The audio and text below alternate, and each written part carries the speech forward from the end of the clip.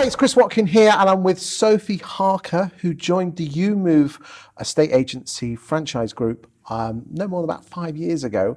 And this is one of 5 video interviews that I'm doing, talking to EweMove franchisees of why they set up their EweMove franchise.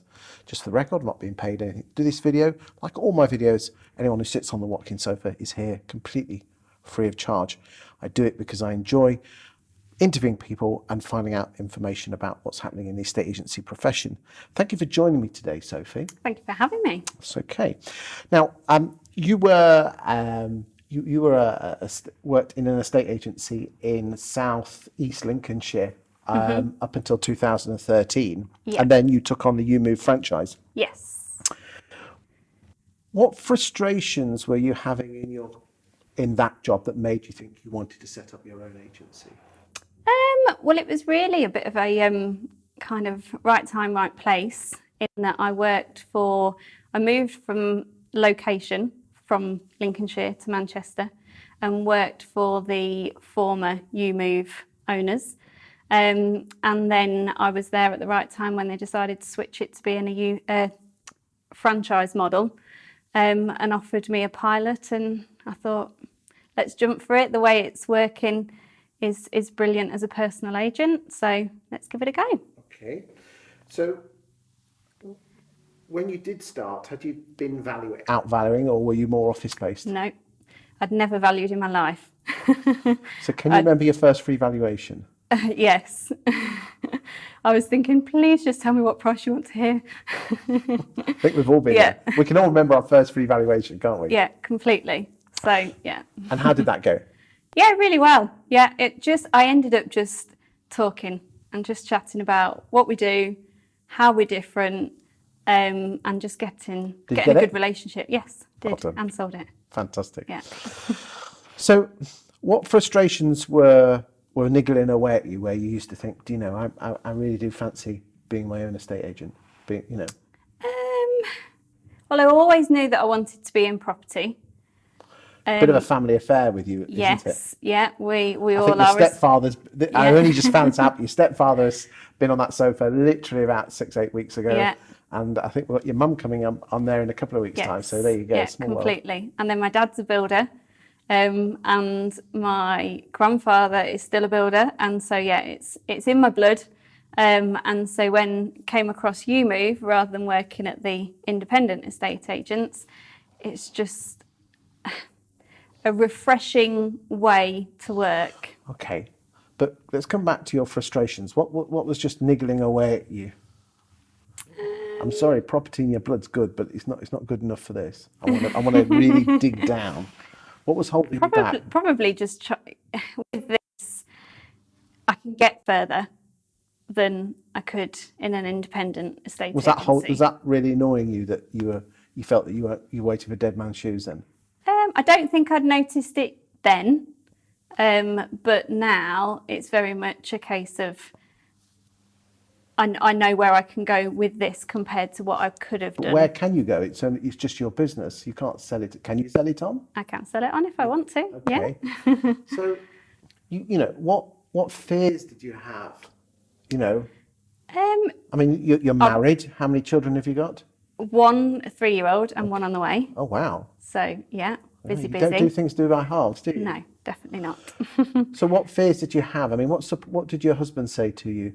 So my husband's in the forces, so his sort of job security is fairly there, and he was very much sort of just go for it. Anything that I put my mind to, I normally manage to make work. Okay. But really, I think once you're clear on something, what's that saying of, once you get clear, you remove the fear. So clarity is power. So once I knew what we were going to do, how we were going to make it work, that kind of helps to just... Okay, but I mean, the EweMove franchise, if memory serves you well, is that you don't give a percentage away of the sale fee, but you have to give them over £1,000 a month. Yeah.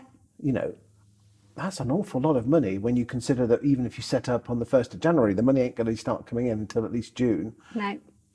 Having been in both, though, the comparison is no comparison. If I was to set up on my own, to pay EweMove, to pay Zoopla, to pay your staff costs straight away to have a high street brand, all of those expenses, the branding, the marketing, it would have just been extortionate capital, which at that point I didn't have because I just came into it from coincidence.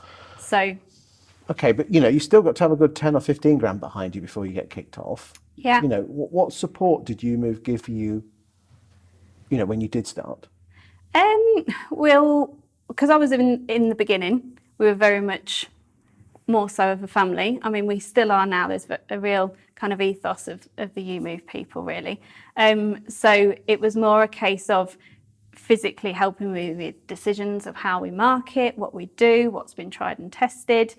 Don't go and throw your money at that, Sophie. Actually split it to do this and that. And all of that support was greatly received. And the backing of head office on how we deal with lettings is phenomenal. So I just built the letting side to a point where that covered everything that it needed to. What? So basically your job on the letting side is just find the landlord and then they sort out all the rubbish.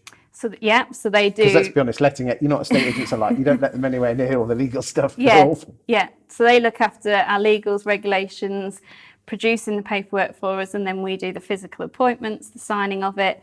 They set up the direct debits, deal with the landlord payments.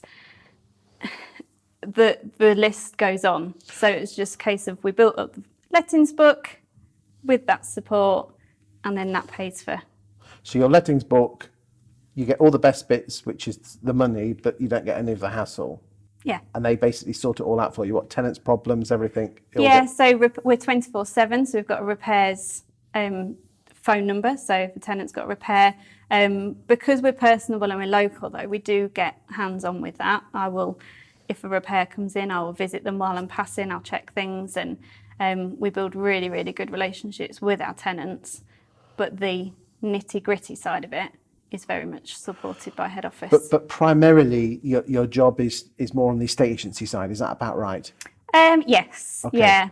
So we now have got quite a large sort of market share of one of our areas, and so we've concentrated on growing the sales side there. Once we've got the lettings where we needed it to be. So that's in Spalding. I mean, in terms of market, not percentages, but whereabouts are you in the pecking order? We're about between second and third. That's not bad, is it? Yeah. In Spalding? Yeah. The funny bugger's over there as well, and I can say that because my family come from over there. Yeah. Okay. So what advice, actual nitty-gritty advice, have EweMove actually given you? I mean, if you don't mind me saying, a cartoon character of a sheep, is that really great marketing? I was concerned about that with me being Stamford based, which is completely different to Spalding. Yeah. So Stamford Boys and Girls is like really posh. It's like the Cotswolds on ice. Yeah. So I was concerned how it would be sort of portrayed there. However, it has just been loved by everybody, and you'll know from sort of families when they see something, what they remember. All the children remember the green sheep. All the children that walk past a green sheep where there's a school, they're talking about it all the time. So then it's implanted in the parents' minds. So actually having such a gimmicky thing. So it does actually work for you? Oh, yeah, completely. Everyone knows moonpig, pigeon, whatever Funkypigeon.com. Funky pigeon, yeah. So it's the same thing, isn't it, really? It works well. So one of your fears was the money. The other one was the branding. Was there any other fears that you had when you started? Me, whether I'd be able to do it. Okay. And what was holding you back? I'd never done it before. Never been a business owner. I mean, what? I was only 23, 4. Okay. So what was your lowest point after you started? Probably taking the step to go on to maternity leave, actually. Okay. That was oh my God, I've done this 7 days a week. I've had no dependents, so I've thrown my time into it. And now I'm going to have to physically take a step back. So how did you cope? Well, I've got a very, very, very good friend who became business partner. And we are just perfect jigsaw puzzle. And she kept everything going on hand, and has very much got the same mission and dreams as I have to grow it. So how long were you away from your business then? or was you really away from it? My first appointment was 3 weeks after I'd had her. Okay. However, I did take 6 months maternity, but kind of kept my eye on the letting side and things still in the background.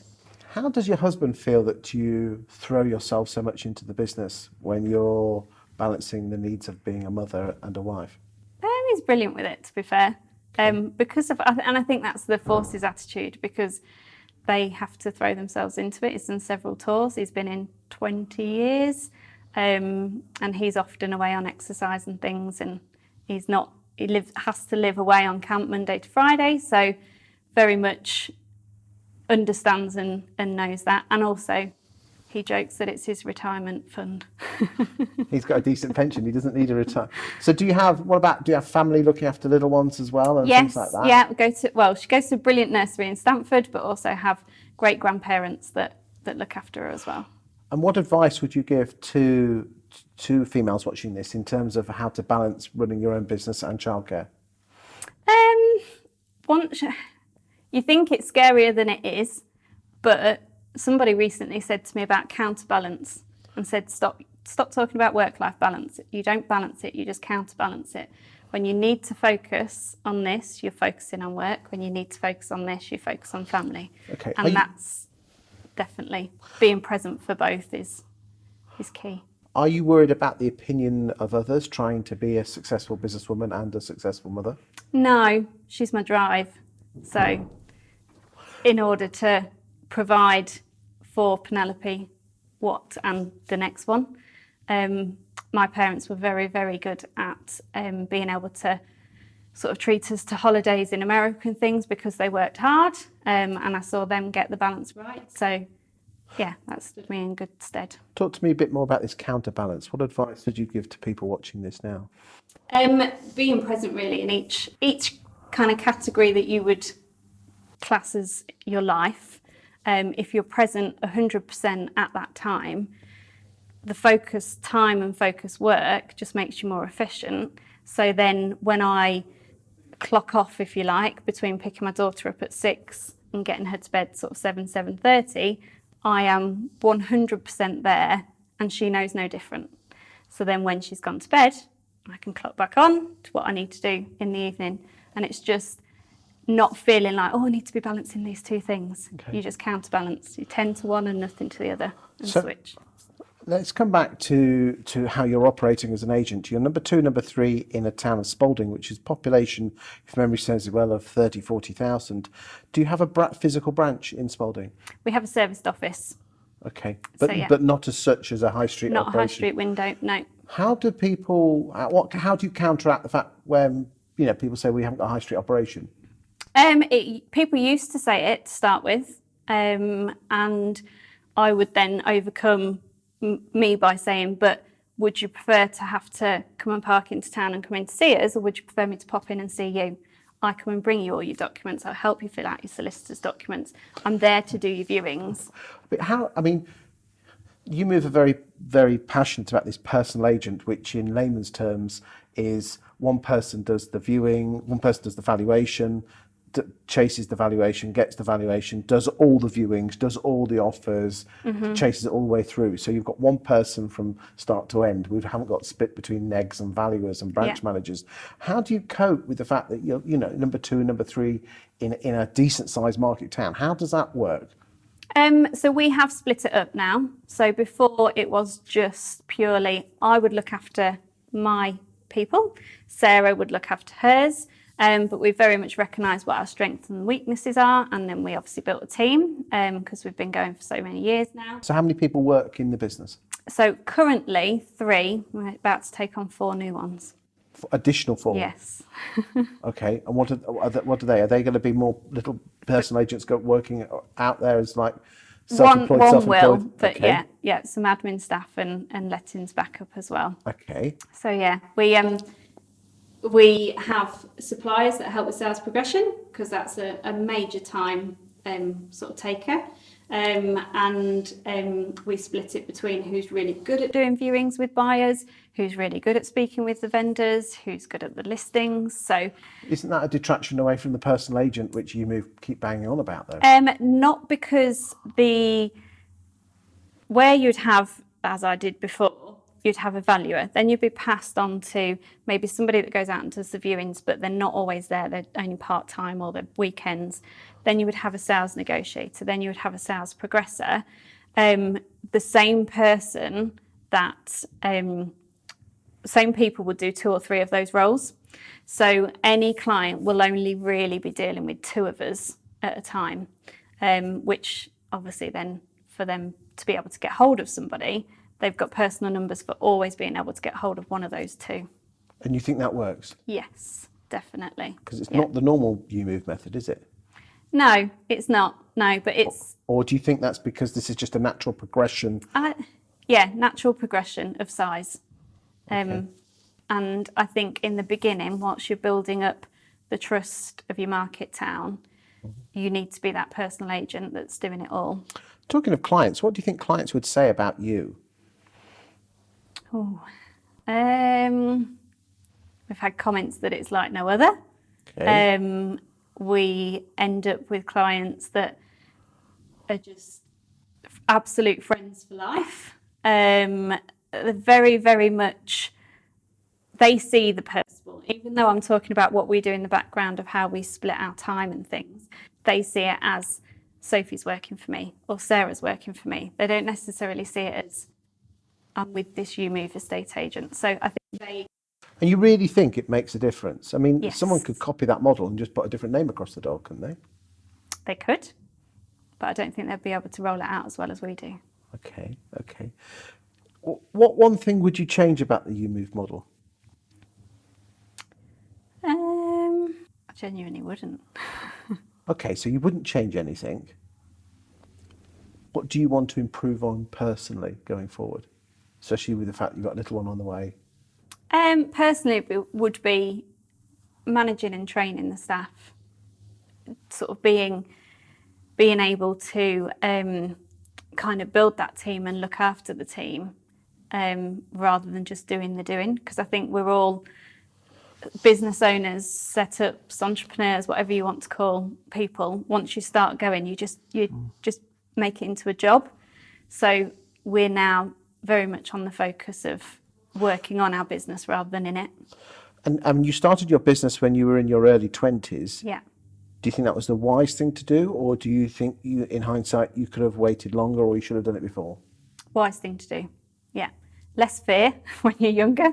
Got more get up Were you and go. married at the start when you started the Not business? yet, no. But were you with It was your with partner? Daniel, yeah, but we weren't married yet. Yeah. So yeah, and also you've got more drive for things. Like a lot of the reasons of why I put in so much time because we wanted a really nice wedding, or we wanted the next house, or I had big whys as to why to drive it. And what are your future hopes and dreams for the business? And more importantly, you as a family? We've very much got sort of a clear 5-year plan for me and Sarah as to building across the area that we've got and being able to bring in listing agents that can grow with it, because we have quite a good model where if they choose to, they don't need to be employed. They can be on a very good financial split. And we want to, not just for our business, but to actually give that opportunity to agents. So give them something different where they can have flexibility and literally earn uncapped. And it genuinely, without sounding too cheesy, that way of life is just, it's life-changing for a family. So. Okay. And finally, what would your final thing be to any negotiator or valuer thinking they want to set up their own business? Why should they choose EweMove? And I know you're biased, but go on. Because it works. It works. It's a nice way of working. I have never in this whole 7-8 years dreaded going to work, ever. Every single day there are just amazing people around you because everyone's chosen to be part of it. They've not had to do it to take a salary and are actually begrudging being there in the office 9 till 5. they've chosen to be part of it because they've got a passion. So you end up with a good kind of family. And what do they say about having the right people around you to become who you want to be? It shows. So yeah. Thank you for your time today, Sophie. You're welcome. Star. Thank you.